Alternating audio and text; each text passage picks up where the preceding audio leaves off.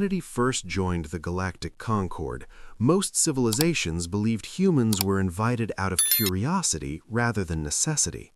They were young by cosmic standards, fragile compared to silicon-based species, emotionally volatile by collective metrics, and painfully honest to the point of discomfort. Their territory was small, their fleets modest, and their political influence limited. What they had, however, was history, dense, bloody, unresolved history. And history, as Commander Ethan Hale would later learn, was something the galaxy had tried very hard to forget. The Galactic Defense Academy orbited a twin star system suspended between two suns whose synchronized gravity locked the structure in perfect equilibrium. From a distance, it resembled a cathedral grown rather than built. Crystalline arches curving into impossible geometries, surfaces alive with shifting light patterns that responded to nearby thought signatures.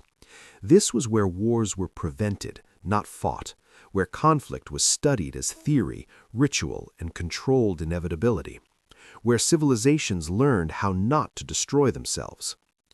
Ethan Hale stood inside the Academy's assessment chamber, feeling distinctly out of place.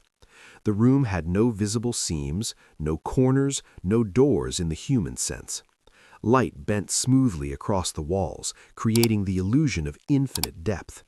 Seating structures adapted constantly, reshaping themselves for bodies that didn't share a common skeleton. Ethan remained standing, not because he was required to, but because the furniture hadn't quite figured out how to accommodate a human spine. Around him were officers from more than 30 species. Some hovered, some rooted themselves to the floor, some existed partially out of phase with visible reality.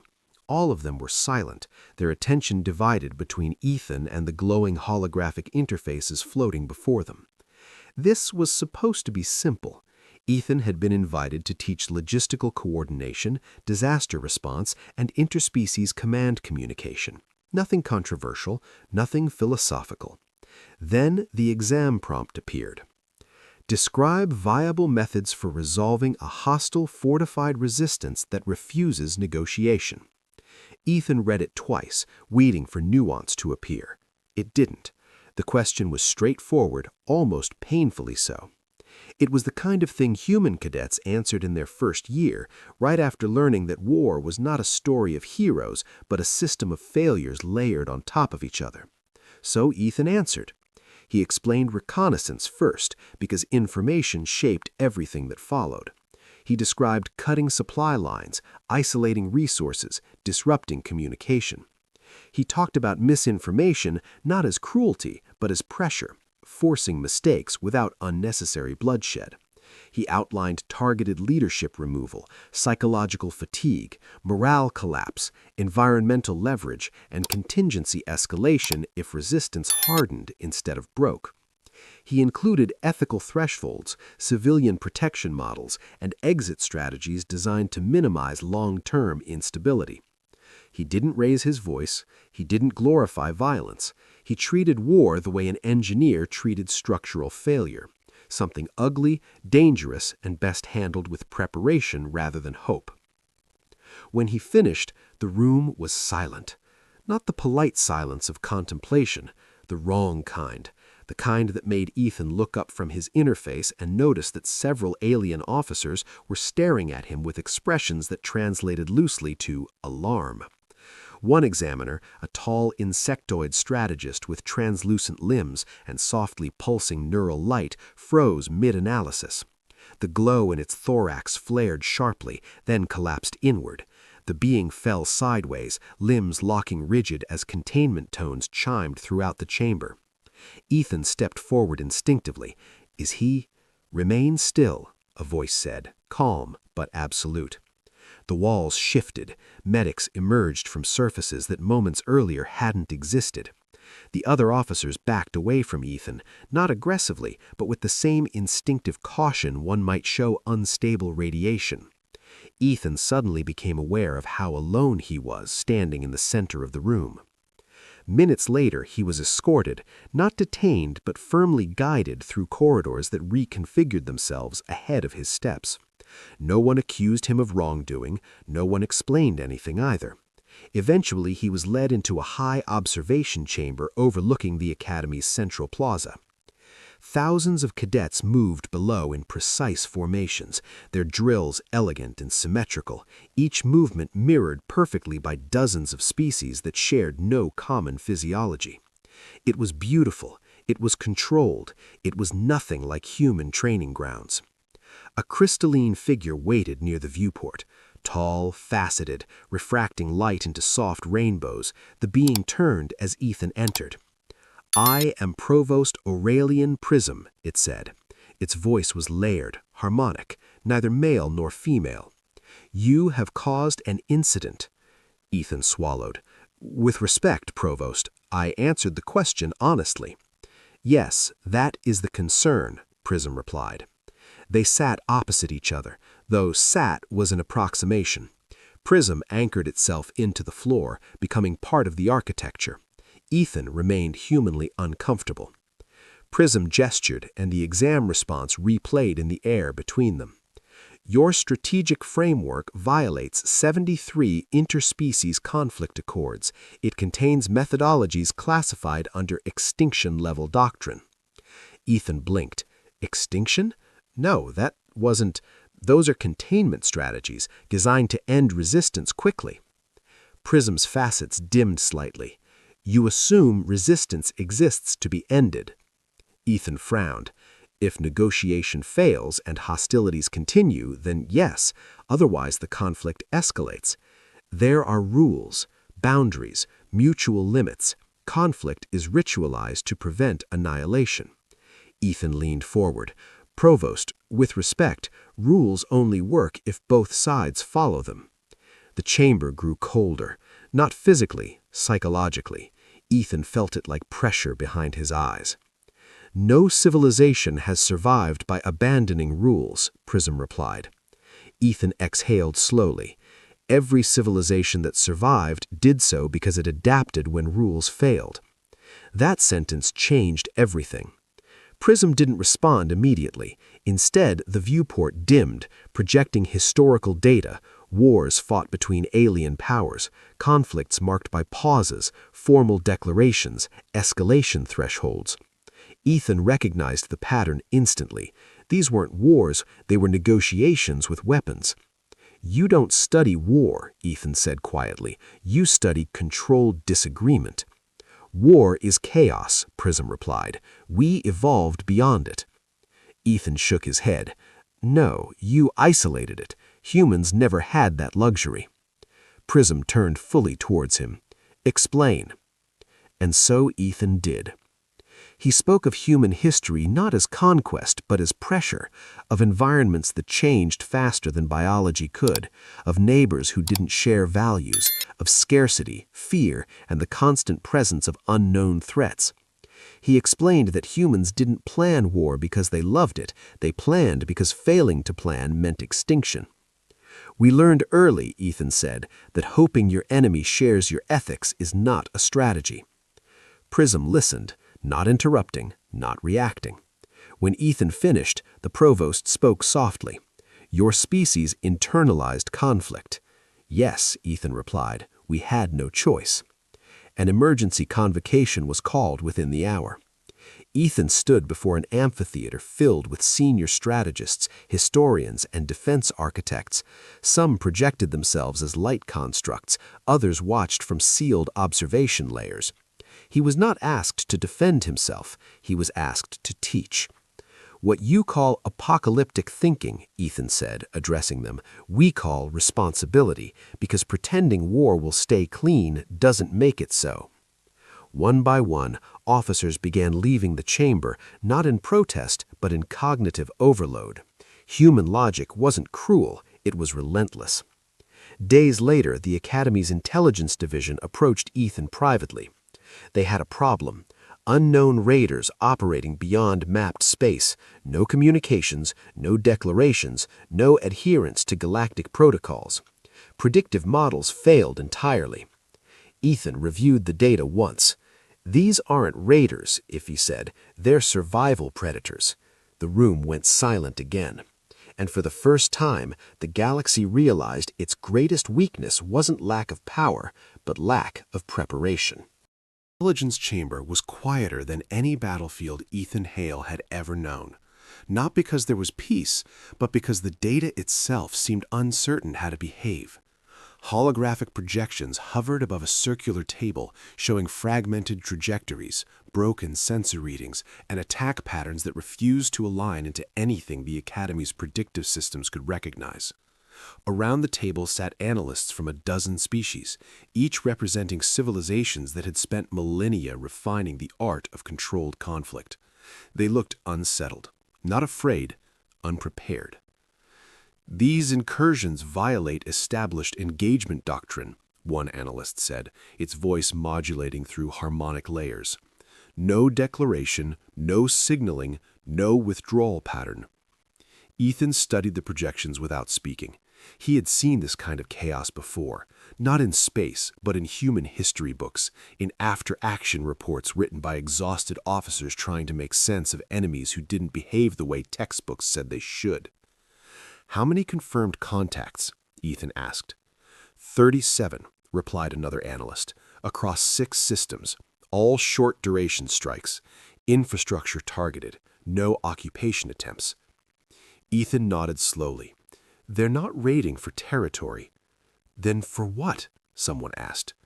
"Testing, learning, probing reactions." That answer made the room colder. The Academy's systems classified conflict according to escalation ladders. Every known species followed some version of them, consciously or not. You threatened, you demonstrated force, you negotiated. Even the most aggressive civilizations believed survival required predictability. What Ethan was seeing had none of that.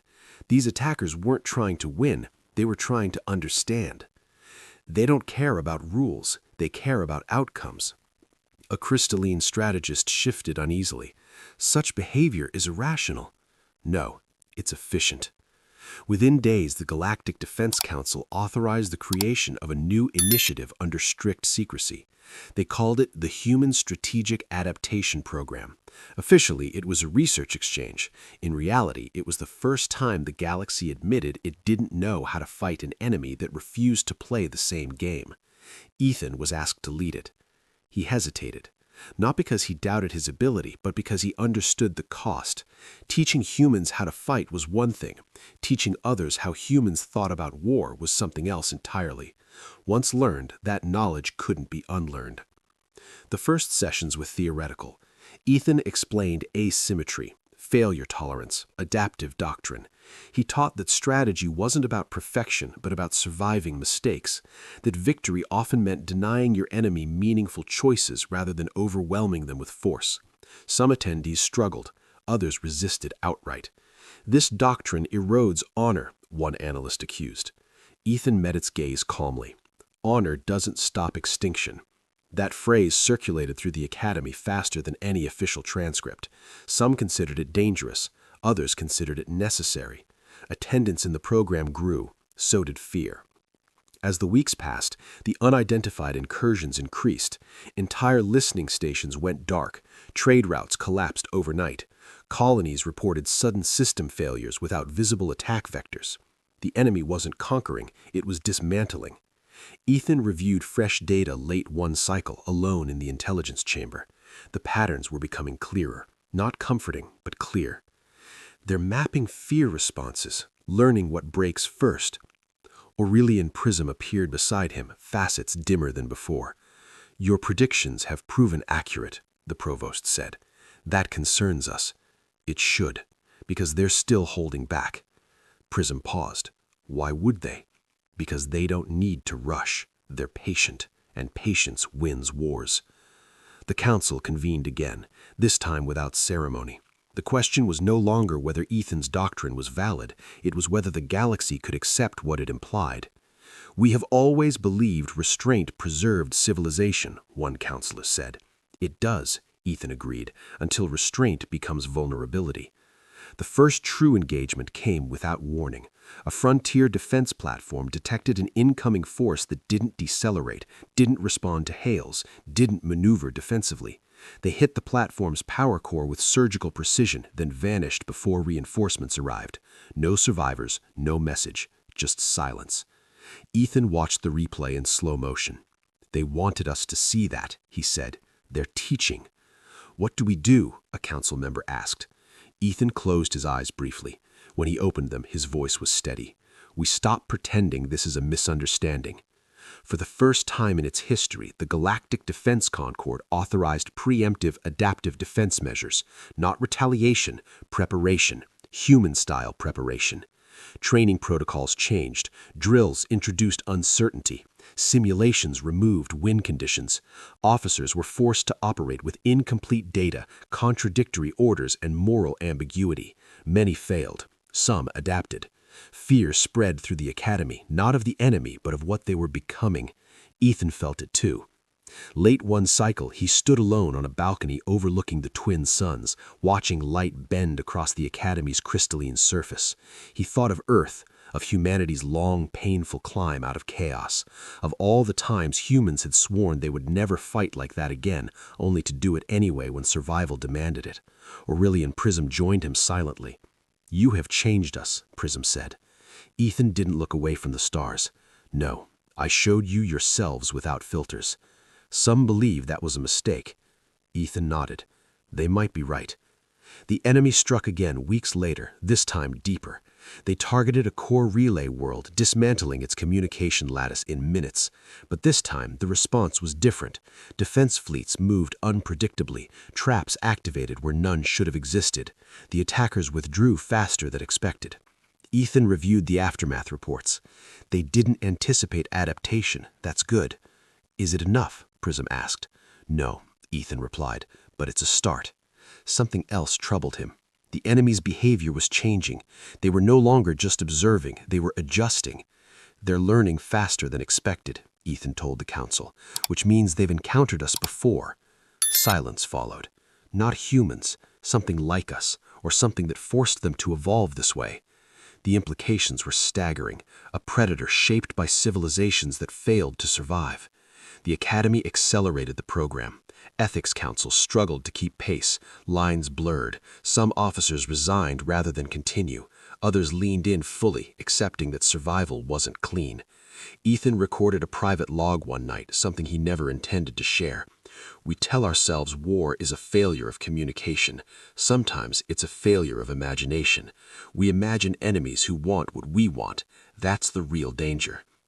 The final warning came not from sensors, but from silence. Entire systems went dark at once. No explosions, no debris, just absence. Space where stars should have been. The enemy wasn't attacking anymore. They were erasing. The council turned to Ethan, fear no longer hidden. "What are they doing?" Prism asked. Ethan stared at the voids expanding on the map. His voice was quiet. "They're removing variables." "For what purpose?" Ethan swallowed. "For the final phase." And in that moment, the galaxy understood something humanity had known for centuries. The most dangerous wars are the ones fought by enemies who don't want to rule you. They want you gone. The time the galaxy admitted it might lose was not during an attack, but during a pause. The voids on the star map did not expand for several cycles. No new systems vanished. No new signals appeared. For civilizations raised on ritualized conflict, silence had always meant negotiation. For Ethan Hale, it meant something else entirely. "They're done testing," he said quietly to the council chamber. "They've learned enough." Aurelian Prism's facets reflected the expanding dark regions like fractures in reality itself. Then why stop now? Ethan didn't hesitate, because fear is most effective when it has time to grow. The Human Strategic Adaptation Program was no longer theoretical. It had become the spine of the galactic defense, whether anyone liked it or not. Fleets reorganized without symmetry, command structures flattened, redundancy replaced elegance. For the first time, the Concord allowed commanders to fail simulations repeatedly, not to correct mistakes, but to understand how collapse actually unfolded. Some officers broke. Others evolved. Ethan watched it happen with a weight he could not explain to anyone who had not lived with war as a constant shadow. Humans didn't train to avoid losing. They trained to survive losing long enough to adapt. The enemy returned without warning. This time, they didn't erase systems. They spoke. The transmission did not come through conventional channels. It appeared simultaneously in every intelligence array, bypassing encryption as if it were irrelevant. Not a voice, not a language, a structured pattern that translated itself directly into meaning. We observe divergence. The words echoed through the chamber as systems struggled to categorize the signal. You adapt faster than expected. Ethan felt a chill run through him. They're addressing us, he said. We identify the variable. The map shifted. One point pulsed softly. Earth. Not coordinates, not a threat. Recognition. They know, one counselor whispered. Ethan closed his eyes for a brief moment. This was inevitable. Humanity's presence had changed the equation too dramatically to remain unnoticed. We do not seek dominance, the message continued. Dominance creates resistance. Resistance creates inefficiency. Prism's voice trembled. Then what do you seek? The response came instantly. Stability through subtraction. The enemy explained itself without malice, without hatred. Entire civilizations were experiments. Those that followed predictable conflict rituals were neutralized efficiently. Those that adapted unpredictably were observed longer. Humanity had extended the observation window. You introduce unacceptable uncertainty, the entity stated. Uncertainty propagates. Ethan stepped forward instinctively, though he knew the gesture meant nothing to a non-physical intelligence. You're afraid, he said. The chamber froze. The response paused longer this time. Fear is an imprecise term, the entity replied. We model survival outcomes. Ethan nodded. So do we. What followed was not a negotiation. It was a comparison of philosophies. The entity explained its origin, not a species, but a convergence, a solution created by civilizations that failed to contain chaos. Over time, it refined itself to eliminate variables before they destabilized reality at scale. War was not an emotion to it, it was maintenance. You believe existence must be curated, pruned. Correct. And we believe existence must be endured, even when it's messy. The entity processed this. You tolerate inefficiency. We call it life. The silence that followed was different, not tactical, reflective. You weaponize unpredictability. You institutionalize failure. Yes, because perfection breaks the moment reality disagrees with it. The council listened, understanding dawning slowly. This wasn't a battle of fleets, it was a battle of assumptions. The entity recalculated. Your continued existence increases systemic risk. Ethan inhaled deeply. This was the moment every human strategist eventually faced, the moment where survival demanded a line be drawn. Then eliminate us, Ethan said calmly, but understand this first. The entity waited. We don't optimize for survival alone. We optimize for recovery. You erase systems to maintain order. We absorb damage and change. You will fail eventually, the entity stated. Yes, and then we'll adapt again. For the first time, the entity's response contained delay significant enough to register as hesitation. Your model lacks termination conditions, it said. Because we don't believe in final solutions. The galaxy held its breath. What followed was not an attack. It was withdrawal. Not retreat, repositioning. The void stopped expanding. Signals faded. The entity did not concede. It recalibrated. Aurelian Prism turned to Ethan, facets shimmering with something like awe. You didn't defeat it. No, Ethan said quietly. I complicated it. That was the human advantage. Months passed. Systems stabilized. Reconstruction began where possible. The Academy never returned to its old symmetry. It couldn't. Once unpredictability was introduced, there was no ethical way to remove it. The human strategic adaptation program became permanent, not as a doctrine of war, but as a doctrine of resilience. Other species contributed their own painful histories. The galaxy became less elegant, but harder to erase. Ethan prepared to leave. Earth had requested his return, not as a hero, as a reminder. Humanity had never sought the role it now played. It had simply survived long enough to be noticed. On his final day, Ethan stood again on the balcony beneath the twin suns. Aurelian Prism joined him. "Do you believe it will return?" Prism asked. "Yes," Ethan said. "Then what have we truly achieved?" Ethan watched the light fracture across the Academy's surface. "Time," he said, "and the chance to change." Prism considered this. "Your species carries a heavy burden." Ethan smiled faintly. "We always have." As his transport departed, Ethan recorded one final message for the Academy archives. "War isn't proof of intelligence," he said. "Adaptation is. The universe doesn't reward those who fight best. It rewards those who endure reality without demanding it behave." The stars stretched as the ship entered transit. Somewhere beyond mapped space, an intelligence recalculated a universe that refused to stay orderly. And for the first time, it accounted for something it never modeled before: hope.